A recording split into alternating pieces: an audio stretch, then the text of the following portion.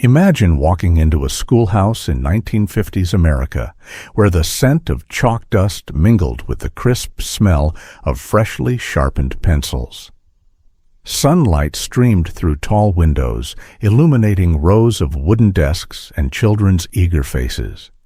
The air hummed with quiet chatter, laughter, and the occasional squeak of shoes on polished floors.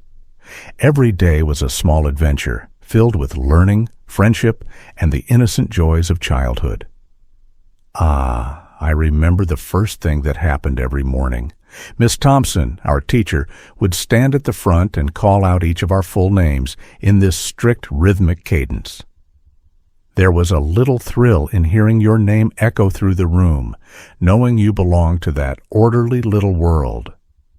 I used to watch the girls in my class trade their friendship bracelets during lunch, always whispering, hiding under the tables.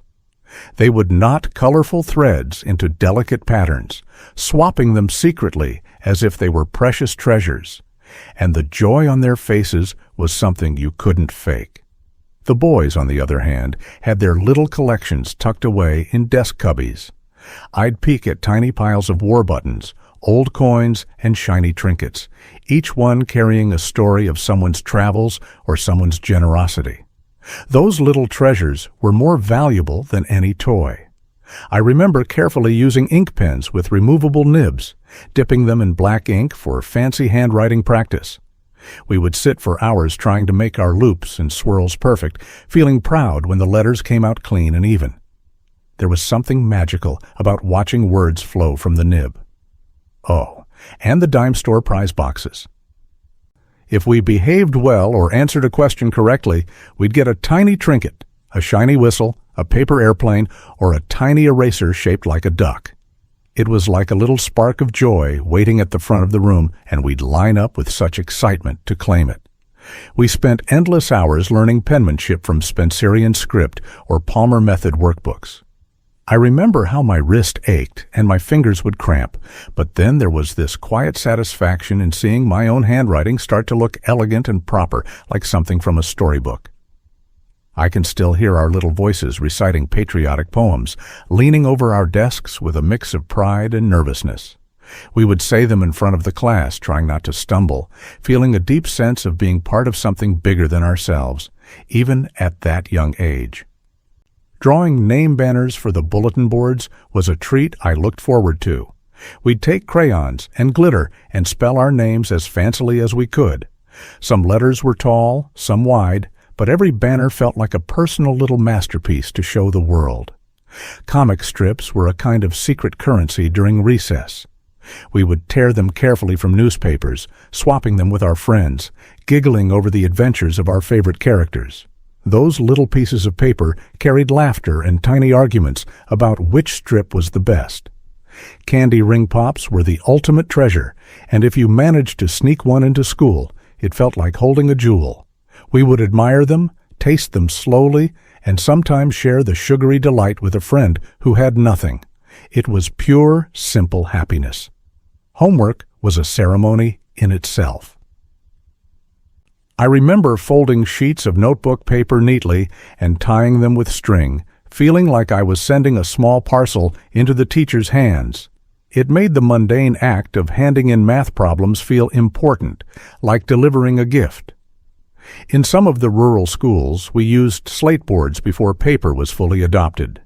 Scratching letters onto the slate, wiping them clean, and starting over taught patience. I'd run my fingers over the smooth, cold surface, and it felt like learning in miniature, each mistake easily erased. Metal lunch pails were our constant companions, clanking along as we walked to school. They held soup in thermos bottles, sandwiches, sometimes a little sweet treat. There was comfort in their weight, knowing that every meal carried care from home, tucked inside that tin box. Black and white educational films were a window into other worlds. We'd sit in the auditorium, eyes wide, following the flickering images of history, science, or faraway lands. The grainy pictures and scratchy sound didn't matter. The stories they told stayed with us long after the lights came back on. In winter, the classroom heaters were our small refuges, and the girls would simmer around them, rubbing cold hands on their warm surfaces. We'd inch closer, feeling the heat seep in, sharing whispers and giggles while pretending not to be freezing during those icy months. Boys would trade cigarette cards or baseball cards secretly in the hallways, huddled behind lockers or peeking around corners. Each swap was a thrill, a tiny adventure in negotiation, and every new card felt like winning a secret little victory. I loved the school library, though it was very different from today. Card catalogs lined the shelves, tiny drawers filled with slips of paper listing every book. We would pull them out, searching for hidden treasures, tracing the neat handwriting of past librarians, and feeling like detectives on a mission. We always stood when the teacher entered the room, a small ritual that carried a quiet dignity. Even now, I can see the rows of children, stiff-backed and attentive, as if the simple act of standing could somehow show respect for learning itself. Every day began with the Pledge of Allegiance, our small voices joining together in a mix of pride and routine. We felt connected, not just to each other, but to something larger, a country, a community, a promise we barely understood, but carried in our hearts. Mimeograph machines were a noisy magic. The paper would come out covered in blue or purple ink, smudges and all, each copy slightly different from the last. We marveled at the sheets, feeling like we were holding the teacher's secret, a special knowledge printed just for us. I can still remember the silly little songs we used to sing to memorize state capitals. Montgomery, Alabama, that's the place to see. And we'd chant them over and over, sometimes laughing at the rhymes, but somehow the names stuck in our heads like magic. In shop class, the boys would hammer and saw tiny pieces of wood, learning the basics of carpentry. I remember the smell of sawdust in the air, the splinters in our fingers, and the pride of holding up a small birdhouse we'd built ourselves. Meanwhile, the girls would gather around sewing machines or ironing boards in home economics class. They learned to stitch neat hems and fold fabric carefully, and I loved watching their concentration. The little creations felt like tiny accomplishments they carried home with pride. Multiplication tables were our daily chorus. We'd chant them aloud, stomping our feet or clapping hands to keep rhythm. The numbers bounced in our heads long after school ended, and even today I can hear our little voices counting together down the hallways. First grade brought us the simple joys of Dick and Jane primers. We followed their adventures, tracing the letters with tiny fingers, learning to read about Spot the dog or Sally skipping in the yard. It was like stepping into a gentle, cheerful little world. The smell of chalk dust was everywhere, soft and dry. As we used felt erasers to wipe the blackboards clean, the air would shimmer with tiny white specks, drifting lazily like snow, and we'd cough a little, but keep wiping, mesmerized by the neat lines we were making disappear. Recess treasures were small but precious. Shiny rocks, marbles with swirls of color, smooth and cold in our hands. These little gems sparked endless games and competitions, and sometimes we'd hide them in secret pockets, hoping no one would find our secret stash. Mounted pencil sharpeners with crank handles were a fascination of their own. We'd line up, twisting the handle carefully, feeling the resistance as our pencils transformed to perfect points. It was a small ritual, a moment of pride, and a tiny victory when the pencil tip was just right. Lunch was a simple delight, especially when we got glass bottles of milk.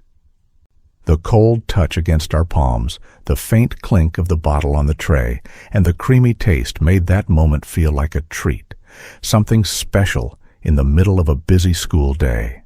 Notes folded into cootie catchers passed stealthily under desks or across rows. They contained secrets, tiny drawings, or silly messages, and the thrill of passing one without getting caught made the day feel a little more adventurous.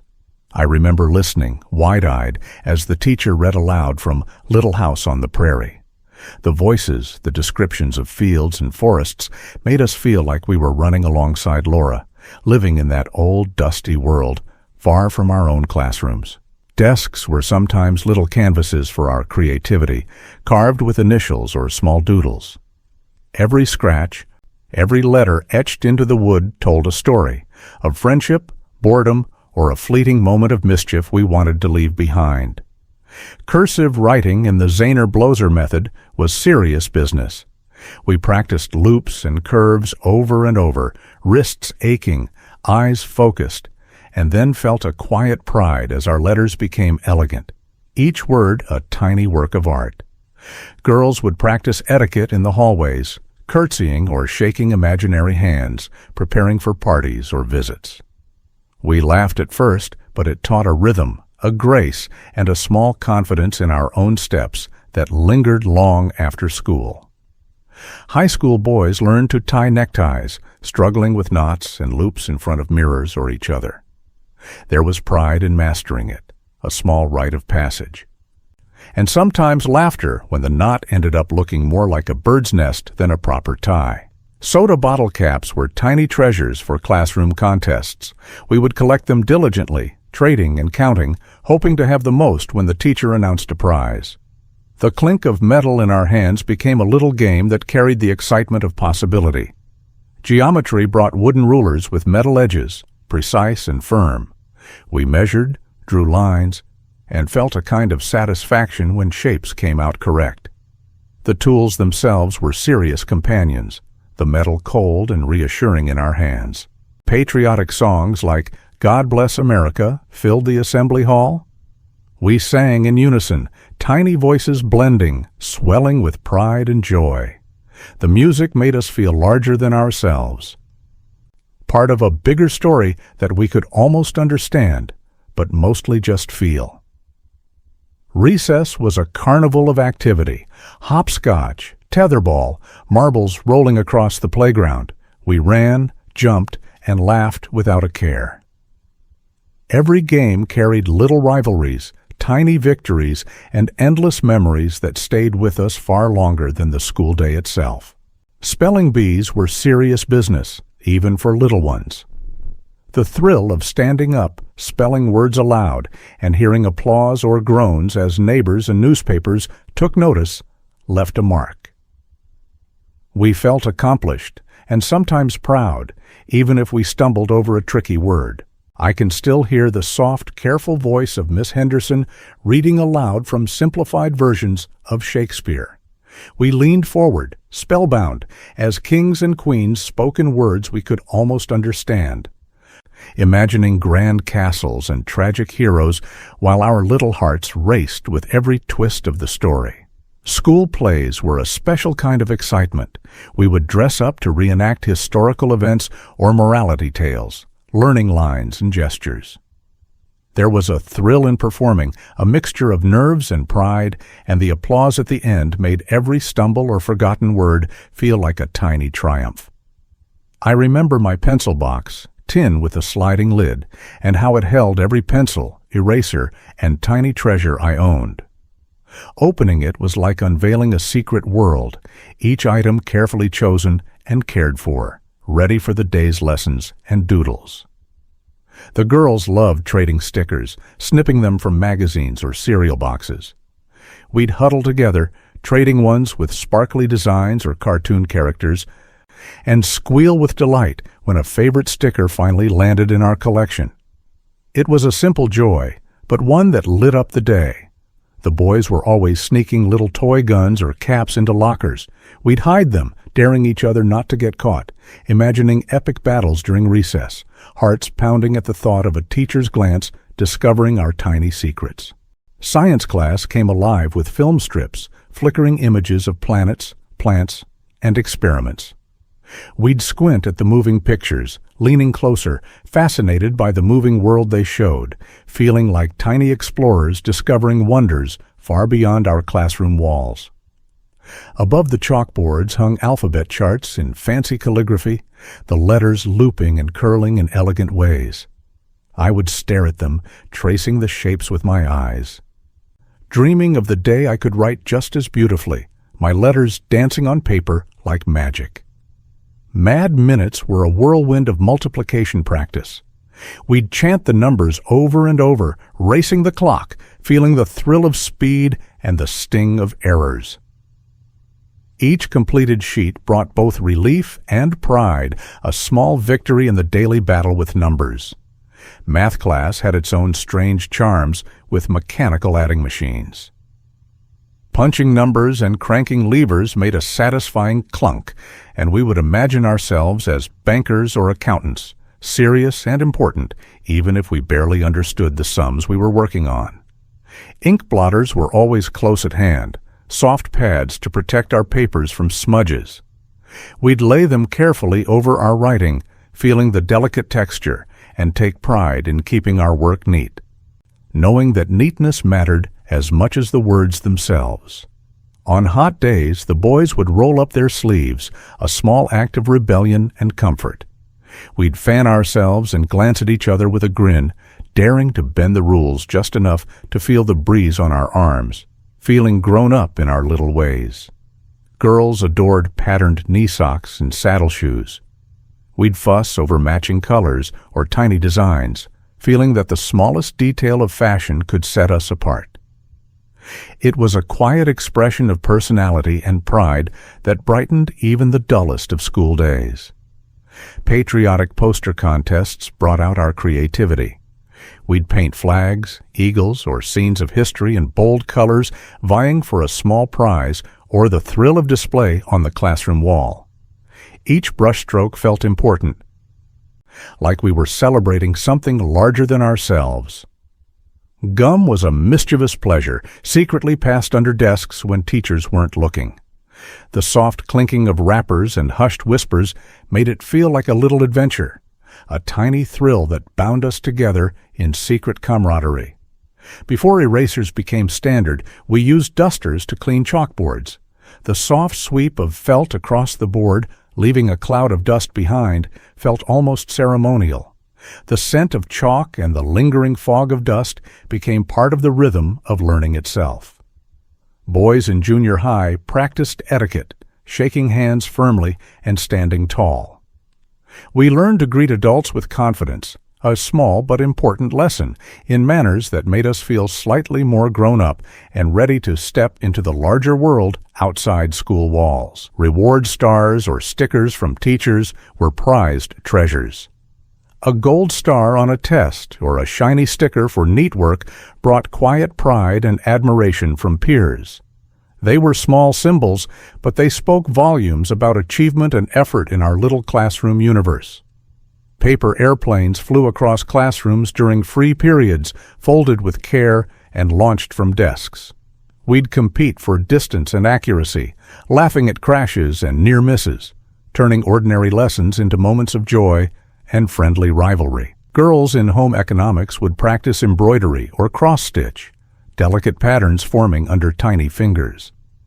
There was a quiet satisfaction in each careful stitch, a meditative rhythm, and a sense of accomplishment when a project was complete, beautiful and personal.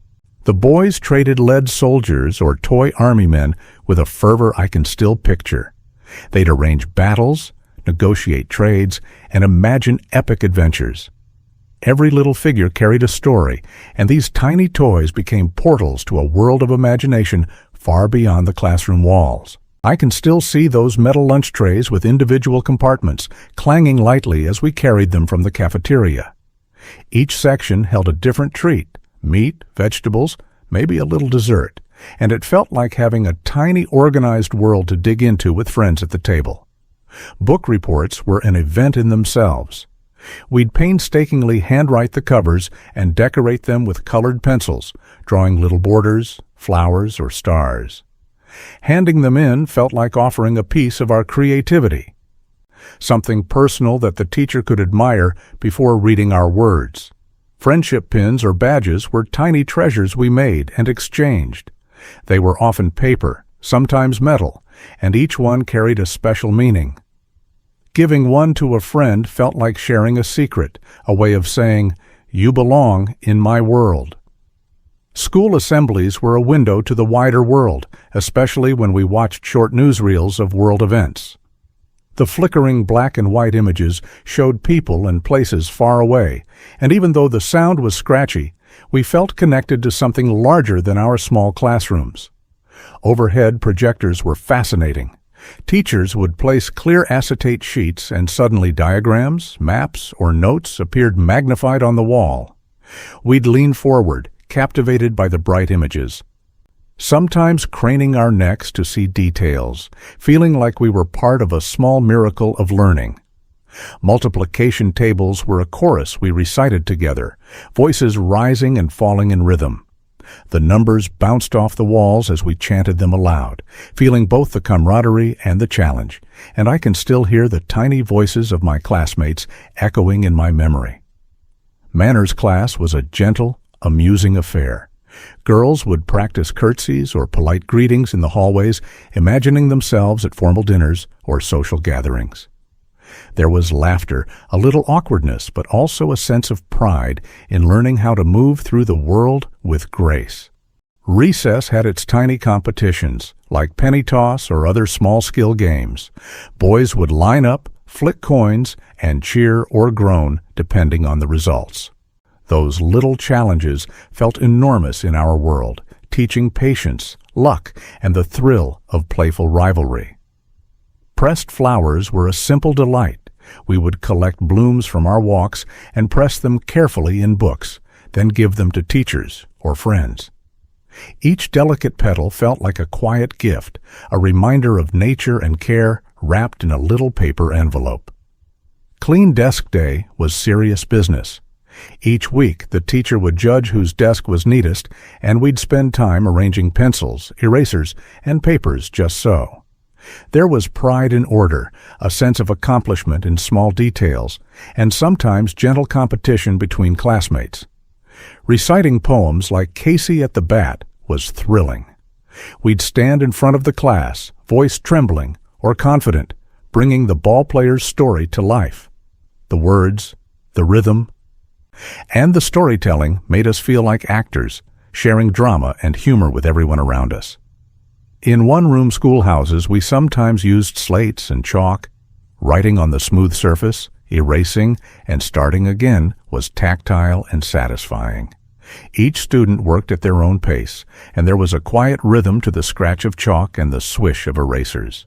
Shop classes taught us basic car maintenance. Boys would handle wrenches, check engines, and learn the hum of a working machine.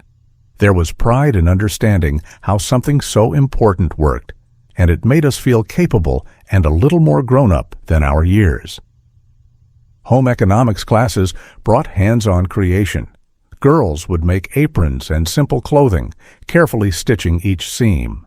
There was satisfaction in seeing a finished piece, knowing it could be worn or used at home. A small achievement we carried proudly in our hearts. Lockers became little personal galleries, decorated with stickers or tiny mirrors. We'd peek at each other's choices, sometimes sharing ideas or laughing at quirky designs. It was a small space that reflected personality, a way to leave a tiny mark in the school day. Film strips brought lessons to life, showing the solar system spinning or natural phenomena unfolding. We'd lean in, mesmerized by the moving images, imagining ourselves flying through planets or witnessing storms and tides, as if the classroom had opened a window to the universe. Talent shows were magical. Singing, magic tricks, or tiny skits brought out laughter and applause. We'd watch classmates transform into performers, feeling awe and sometimes nerves at our own future turns, celebrating courage and creativity in the simplest, most joyous ways. Marbles raced across desks or classroom floors, rolling and clinking in playful chaos. Boys would cheer or groan as their marbles hit the target or fell short, and every game was a moment of suspense and triumph, small contests that felt enormous in the heart of a child. Fountain pens filled with bottled ink were a careful ritual. We'd dip, twist, and write, loving the smooth flow of letters across paper. A drop of ink could ruin everything, so we handled them with reverence, proud when our words emerged neat and elegant. Table-setting lessons were practical but whimsical. Girls would learn to fold napkins, arrange plates, and host mock dinners. We giggled at imagined formal dinners, but also learned grace and attention to detail, carrying those small skills home in ways that lingered far beyond the classroom. I remember the thrill of trading pencil toppers shaped like tiny animals or cartoon characters. They were small, colorful, and sparkly, and swapping one with a friend felt like exchanging a secret treasure, each little topper a symbol of friendship and playfulness hidden on the tip of a pencil. Silent educational films were something magical. The flickering black and white images filled the room while the teacher narrated live, giving voices to animals, historical figures, or faraway lands. We watched, mesmerized, imagining the stories come alive right in front of our eyes. Memorizing state birds and flowers for geography lessons was a peculiar joy. We'd chant them together, giggling at strange names, trying to picture colorful birds and blossoms. Somehow, the repetition made each one stick, and even now I can hum their little jingles in my mind. In health class, boys practiced simple first aid. We wrapped bandages and learned how to clean scrapes, imagining ourselves heroes in miniature emergencies. The lessons felt serious yet exciting, like stepping into a world where we could take care of someone in need. Jump rope and rope climbing contests were the highlight of the playground. The squeak of leather soles, the rhythmic thwack of rope on the ground, and the cheers of classmates made each round feel like a championship, with laughter echoing long after the game ended. Collecting old coins in social studies class was fascinating. We'd examine the dates, the faces of presidents, and the little designs, learning stories of history embedded in tiny metal discs. Each coin felt like holding a small piece of the past in our hands. Invisible ink notes made from lemon juice were pure mischief. We'd write secret messages, hold them near a lamp, and watch them appear in faint brown lines. Passing them in class was thrilling, a hidden world of whispers and secrets just for us. On warm days, boys rolled up cuffed pants for playtime, feeling freer and cooler as we raced across the playground. It was a small act of comfort and rebellion, a way to feel grown up while still being children, moving easily and without restraint. Girls spent quiet afternoons making greeting cards from colored paper and lace doilies. Each card was a small work of art, carefully folded, decorated, and sometimes given to a teacher or friend. The act was delicate, thoughtful, and full of gentle pride. Etiquette lessons taught us to address teachers as sir or ma'am. We practiced respectfully bowing heads, speaking politely, and holding ourselves in a way that made us feel disciplined yet proud. Those lessons carried over beyond school, shaping small manners that lasted a lifetime. Science projects often meant handcrafting dioramas with cardboard, clay, and imagination. We'd build volcanoes, tiny forests, or miniature towns, learning both science and patience. Every little creation was a world in itself, painstakingly shaped by careful fingers and vivid imagination. Paper football games on desks were a favorite pastime. We'd fold triangles, flick them across the wooden surface, and cheer or groan as they landed in victory or failure. Each game felt epic, with rules made up on the spot and laughter that echoed through the classroom. Trading miniature plastic army figures or cowboy toys was serious business. Boys huddled together, negotiating trades or arranging battles. Each tiny figure had its own story, and our hands trembled with excitement as we swapped, imagining the grand adventures they represented. In parochial schools, we memorized short prayers or moral verses. We recited them in soft voices, learning words by heart that carried meaning beyond the classroom. There was a quiet reverence in these routines, a connection to something larger than ourselves. Teachers reading aloud from encyclopedias made general knowledge feel alive. They would select stories or facts, and their voice gave color to distant lands, strange animals, and historical figures. Even the dust of old pages became fascinating when brought to life by their words. Notebooks became little scrapbooks as we decorated them with pressed leaves or magazine cutouts. Each page told a story, a personal touch that made schoolwork feel creative and cherished. I loved flipping through them, remembering both projects and the friends who inspired them. Nature walks brought treasures like small rocks or fossils. We collected them carefully, examined their textures, and sometimes mounted them for school projects. Each stone felt like holding history in our hands, and the act of gathering them brought quiet wonder and delight. Home economics lessons included learning simple cooking skills for family meals.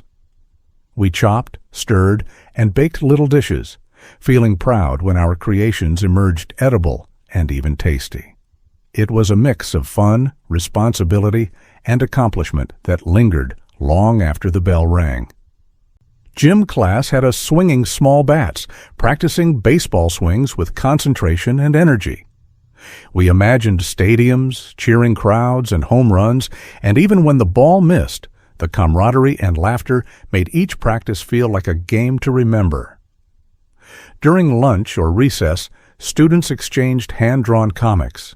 Each strip told a funny story or an adventure, and sharing them with friends was a delight. The drawings, full of imagination and personality, were a secret language that made the school day sparkle with creativity.